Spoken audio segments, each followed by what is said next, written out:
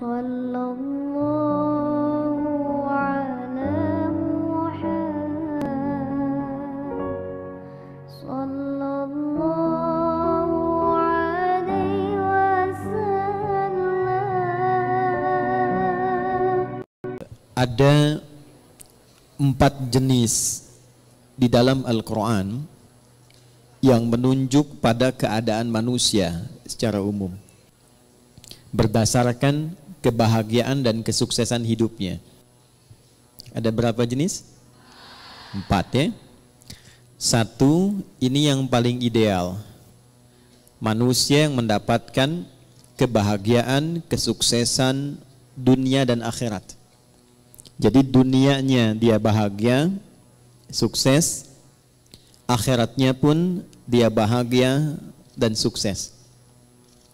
Dan umumnya ini yang memang diharapkan oleh setiap insan, sehingga doa-doa yang dipanjatkan pun malam dan siang itu tidak lepas dari 2 permohonan ini.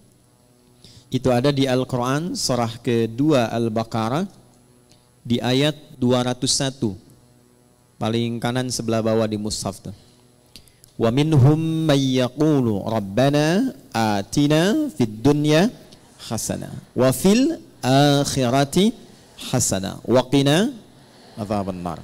Ini golongan pertama. Dan di antara manusia itu ada yang konsisten memohon kepada Allah agar ia dianugerahi kehidupan dunia yang membahagiakan dan menyukseskan. Jadi ada bahagia saja, ada sukses saja, ada bahagia dan sukses. Ada orang hidupnya sukses, mawaddahnya banyak, tapi belum tentu bahagia, sakinahnya belum tentu diraih. Kaya iya, tapi kekayaan itu tidak membawa ketenangan dalam berkehidupan. Ada yang begitu? Ada. Jadi ibu pilih mana? Kaya tapi gelisah atau miskin tapi tenang? Alhamdulillah. Oke. Nah, kaya dan tenang, sukses dan bahagia. Maka itu yang dimaksud di ayat ini. Ada orang yang konsisten dengan permohonannya. Dia memohon kepada Allah Subhanahu wa taala agar hidupnya di dunia itu bisa tenang dan sukses, bahagia dan sukses, serta kesuksesan dan kebahagiaan ini bisa dibawa lestari sampai pulang ke akhirat. Ya, tidak cukup dengan amin, kita lihat dulu ya. Nah, yang kedua, nanti kita pelan-pelan lihat rumusnya. Alhamdulillah. Ada orang yang di dunianya itu sukses, bahagia. Tapi kesuksesan dan kebahagiaan dunia itu ternyata tidak memberikan jaminan ia membawa keduanya sampai ke akhirat. Tapi menariknya kata Al-Quran, secara psikologi ada manusia yang penting dunianya sukses dulu. Yang penting dunianya bahagia dulu. Ya, kalau bahasa manusianya kekinian, ya nikmati aja yang sekarang, yang nanti kan belum jelas gitu. Ada yang begitu? Itu pasti akan ditemukan karena golongan ini pun diisyaratkan di Al-Quran di ayat yang ke-200-nya. Jadi kalau tadi 201, kita naik sedikit ke atas ke ayat 200, kita akan temukan tipikal golongan demikian.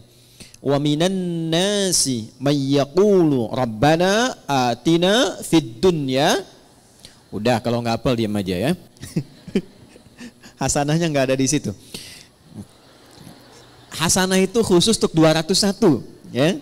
Baik, kalau hafalan masih di ayat 1, jangan diterusin dulu ya.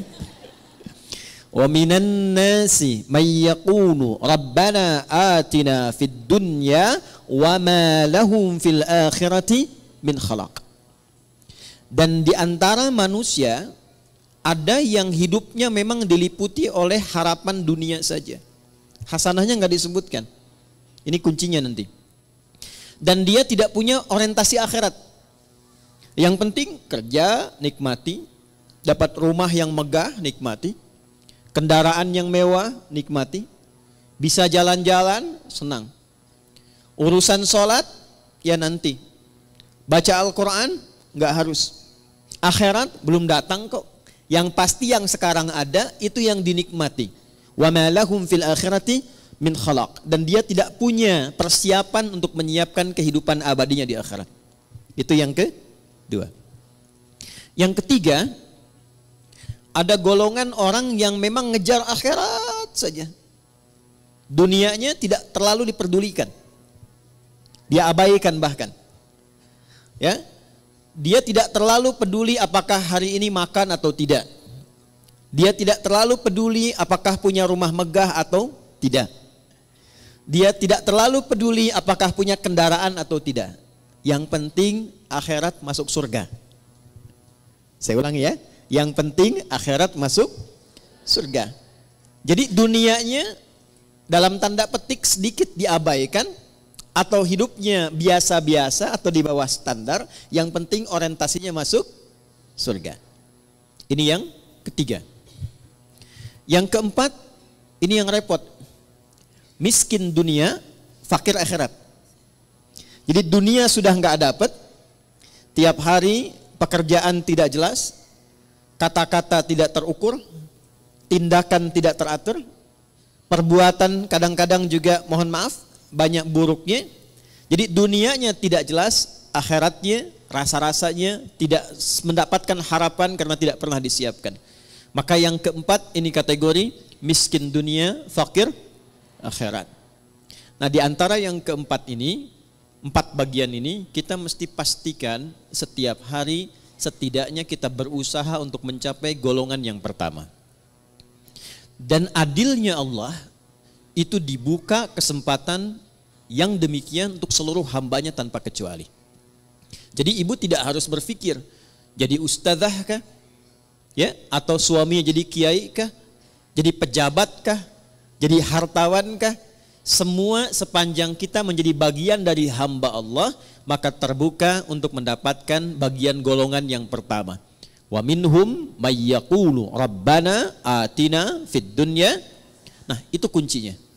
Sepanjang kita, saya, Anda, kita semua memegang satu kunci ini, maka janji Allah itu pasti ditepati dan disampaikan dalam Al-Quran.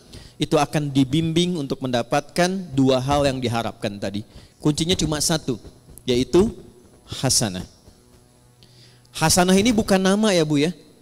Jadi kalaupun ibu punya nama hasanah pagi ini, tapi kalau prakteknya tidak diamalkan, itu belum tentu bisa meraihnya. Jadi ini kuncinya.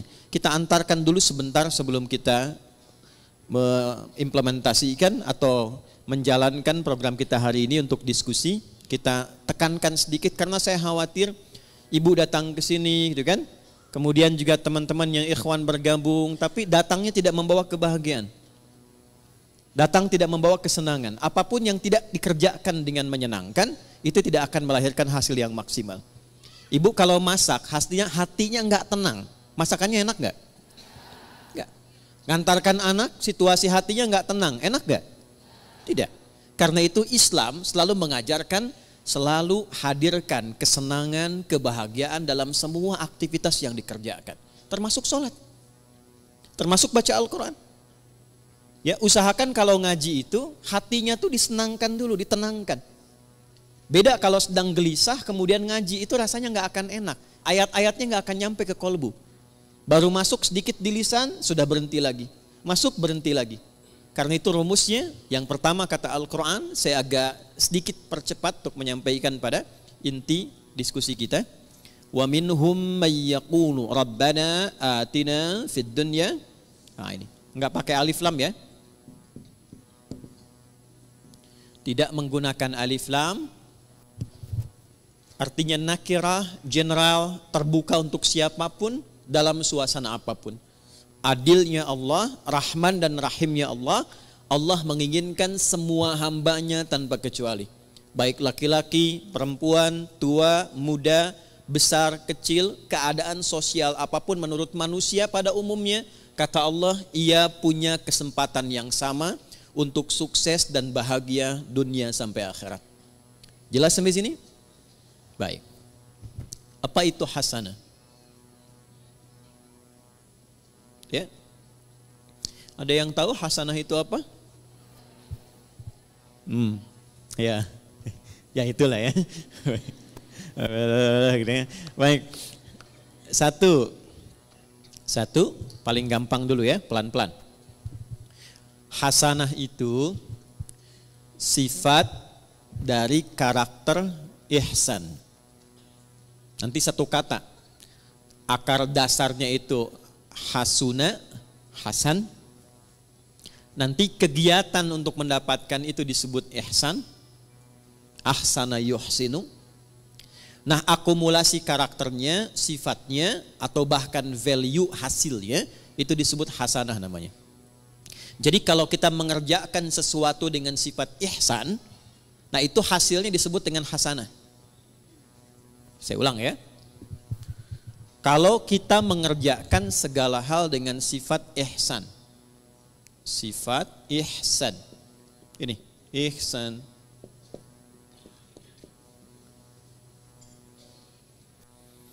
Maka hasilnya apa yang diraih oleh kita itu disifati oleh Allah langsung, itu hasanah. Contoh, saya mau minum, fungsi minum itu menghilangkan haus.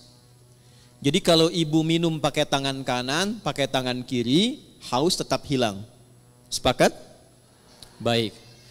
Tapi kalau kita minum menggunakan sifat ihsan, maka perbuatan minum ini seketika dinilai oleh Allah berubah menjadi hasanah namanya. Jelas sampai sini? Baik. Saya ulangi lagi dengan contoh yang lain. Saya mau berpakaian. Berpakaian orang punya gaya masing-masing. Tapi ketika cara berpakaian ini dilakukan dengan ihsan, maka cara berpakaian kita itu disebut apa? Hasanah namanya. Nah, bagaimana semua perbuatan ini bisa dilakukan dengan ihsan? Maka rumusnya ditemukan dalam hadis Muslim, nomor hadis ke-8. Agak cepat ya. Hadis riwayat Imam Muslim, nomor hadis yang ke-8, yang meriwayatkan sahabat Umar bin Khattab radhiyallahu taala anhu. Kalau ibu ingin agak sedikit pendek, nggak terlampau panjang dan tebal jilidnya, panjang hadisnya, tebal jilidnya, Imam An-Nawawi pernah mengambil 42 hadis inti kehidupan. Jadi selama kita berkehidupan, kalau belajar 42 hadis ini, kehidupannya akan cenderung mendekatkan pada kebahagiaan dan kesuksesan. Dalam bahasa Arab, 40, 41, 42, sekitar 40-an, itu disebut dengan arba'in namanya. Maka beliau memberi nama kitab hadisnya dengan Al-Arba'in. Dikenal dengan Al-Arba'in An-Nawawiyah. Itu hadis nomor 8 di Sahih Muslim ini diletakkan oleh beliau, disusun di urutan yang kedua. Ya. Di Al-Arba'in nomor hadis yang keberapa? Kedua. Tentang iman, Islam, dan ihsan. Nih, dapat ini. قال عن أبي حفص عمر بن الخطاب رضي الله تعالى عنه بينما نحن جلوس عند رسول الله صلى الله عليه وسلم إذ طلع علينا رجل شديد بياض الثياب شديد سواد الشعر لا يرى عليه أثر السفر ولا يعرفه منا أحد فجلس إلى النبي صلى الله عليه وسلم ووضع كفيه على كفيه ووضع رجليه على رجليه ووضع كفيه على فخذيه فقال يا محمد أخبرني عن الإسلام فقال رسول الله صلى الله عليه وسلم الإسلام أن تشهد أن لا إله إلا الله وأن محمد رسول الله وتقيم الصلاة وتؤتي الزكاة وتصوم رمضان وتحج البيت إن استطعت إليه سبيلا قال صدقت فأجبنا يسأله فيصدقه فسأل يا محمد أخبرني عن الإيمان فقال أن تؤمن بالله وملائكته وكتبه ورسله واليوم الآخر وتؤمن بالقدر خيره وشره قال صدقت قال فعجبنا يسأله فيصدقه فسأله يا محمد أخبرني عن الإحسان أخبرني عن الإحسان فقال أن تعبد الله كأنك تراه فإن لم تكن تراه فإنه يراك. Paham? Tidak. Baik. Dari sahabat Umar bin Khattab radhiyallahu taala anhu, saya agak cepat. Satu kali tiba datang seseorang laki-laki. Bajunya itu bersih, putih bersih. Rambutnya tertata rapi. Kemudian kami nggak kenal orang ini dari mana dan tidak nampak pada dirinya bekas-bekas lelah mampir. Fajalasa ilan Nabi sallallahu alaihi wasallam. Lantas beliau maju dalam ta'limnya Nabi, maju ke saf depan. Kemudian yang paling menarik itu meletakkan lututnya dekat lutut Nabi. Ya, fa asnada rukbatayhi ila rukbatayhi wa wada'a kaffayhi ala fakhidhayhi, dan meletakkan telapak tangannya di pahanya. Ini memberikan kesan, satu, sebelum sampai ke isi hadisnya, memberikan kesan Nabi sedang mencontohkan malaikat yang sedang menyamar menjadi penuntut ilmu kalau ingin sukses belajarnya. Bukan hanya untuk ibu yang dari majlis taklim sekarang. Misal, anaknya ibu ingin sukses di sekolahnya. Yang sedang kuliah di kampus ingin sukses belajarnya. Maka tiru pembuka hadis ini tips bagaimana menjadi seorang penuntut ilmu yang sukses dan cepat mendapatkan ilmunya. Satu, ini yang langsung contohkan malaikat yang menyamar, dan itu diminta oleh Nabi untuk ditiru. Karena nanti di akhir hadisnya Nabi mengatakan, hadza Jibril atakum liyu'allimakum dinakum. Ini Jibril yang sedang menyamar, datang untuk mengajarkan kepada kita bagaimana tentang pokok-pokok ajaran agama kita. Satu, kalau datang ke majlis ilmu, kata Nabi lewat hadis ini, tiru Jibril alaihi salam saat menyamar, fokus untuk datang. Pertama, kenakan pakaian terbaik supaya nyaman. Jadi kalau sejak saat akan berangkat itu kita sudah menyiapkan diri, mengenakan pakaian yang rapi, jadi kerapian itu menunjukkan kesungguhan. Satu. Yang kedua, upayakan gak mampir-mampir sehingga fokusnya itu nanti kepada pelajaran. Kalau ibu berangkat ke sini, jam 6 berangkat, tapi agendanya mampir dulu soto sebelah sana, kupat tahu pada larang sebelah sana, kan? Kemudian mampir dekat situ ada mie ayam, ya. Jadi 30% sudah diambil, nyampe sini sudah terlambat, tinggal fokusnya 70%, ya. Oke, kemudian ketika sampai, upayakan sedapat mungkin ambil saf pertama, sedapat mungkin, ya. Kemudian terus ke belakang, terus ke belakang, terus ke belakang. Sehingga apa yang kemudian disampaikan lebih mudah didengar, lebih jelas, lebih baik. Awas nih, ini mahasiswa kadang-kadang datang sudah masuk kampus, duduk paling belakang, sudah nggak pernah nanya, absen titip teman tuh ya. Nah itu bukan tipikal seperti yang diinginkan hadis ini. Kalau ingin sukses, ambil akses yang memudahkan kita untuk mendapatkan informasi. Kalau nggak terlampau dekat di depan, cari yang dekat mic. Ya, supaya mudah mendapatkan apa yang disampaikan. Lalu setelah itu, ini dia poinnya, beliau kemudian bertanya. Kalau tidak tahu, tanya. Kalau ingin dapat informasi baru, tanya. Itulah sebabnya kenapa tema hari ini kita tanya jawab, salah satunya ingin mengamalkan hadis yang disampaikan ini. Tapi sebelum ke sana, kita ingin pastikan semua yang bertanya itu berada dalam naungan kasih Allah untuk mendapatkan kebahagiaan dan kesuksesan dalam hidupnya. Di antara yang ditanyakan itu ada 4 pertanyaan. Satu di antara 4 ini adalah ihsan. Ya, fokus, saya akan langsung cepat ke ujungnya. Al-ihsanu, ihsan itu an ta'budallaha. Perhatikan cara menerjemahkannya. Izin saya pelankan. An ta'budallaha. Engkau menjadikan seluruh aktivitasmu sebagai ibadah karena Allah. Saya ulang ya. Sebab nanti kalau cuma lihat terjemahan, artinya menjadi begini. Engkau menyembah Allah. Itu tekstual. Sedangkan penjelasan detilnya, ya kalau kita keluarkan kata per kata dan rumus bahasa Arabnya, itu menjadi begini terjemahan tafsirnya. Engkau menjadikan seluruh aktivitasmu sebagai ibadah karena Allah. Dulu satu poinnya. Jadi bukan cuma sholat saja. Makannya jadikan ibadah karena Allah. Berpakaiannya jadikan ibadah karena Allah. Berumah tangganya, jadikan ibadah karena Allah. Saya tes sebentar ya. Maaf ya, maaf. Ibu itu merawat, mendidik anak karena sayang, karena Allah. Masa? Ganti ya. Baik. Ibu itu berpartner dengan suami karena cinta atau karena Allah? Ini maksa banget ya, cinta karena Allah. Udah. Itu ada cirinya. Gini contoh. Saya kalau mau minumnya karena Allah, maka saya akan ikuti apa yang Allah inginkan dari kegiatan minum itu. Bukan sekedar minumannya, Bu. Allah suka apa tidak ini? Ya. Ini jenis minumannya disukai Allah atau tidak? Tidak mungkin ada seseorang yang ingin minum karena Allah, tapi dia meminum sesuatu yang tidak disukai Allah. Allah suka bir tidak? Whisky. Dan mustahil ada orang minum bir pakai bismillah kan? Bismillah. Mudah-mudahan dosanya kurang dikit, kan nggak mungkin. Ya kan? Nah, yang kedua, bukan hanya minumannya benar, ini minuman Allah suka. Minuman yang baik, yang halal.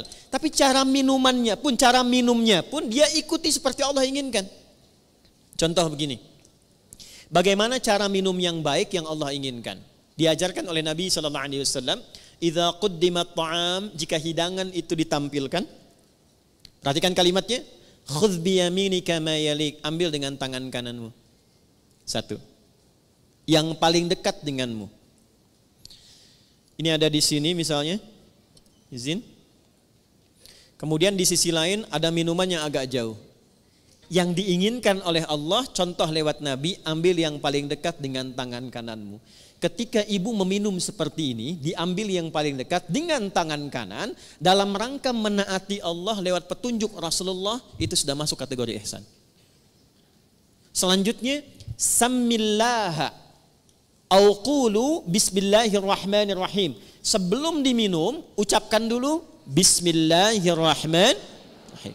Itu saat dilakukan semua tahapan itu, maka kegiatan minum itu disebut ihsan namanya.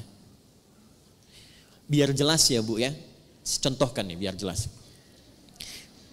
Ini buka dulu tutupnya, ya, karena nggak mungkin diminum dengan tutup. Ya. Ambil dengan tangan kanan, jelas? Sebut nama Allah, Bismillahirrahmanirrahim. Minum. Alhamdulillah. Jelas? Belum jelas?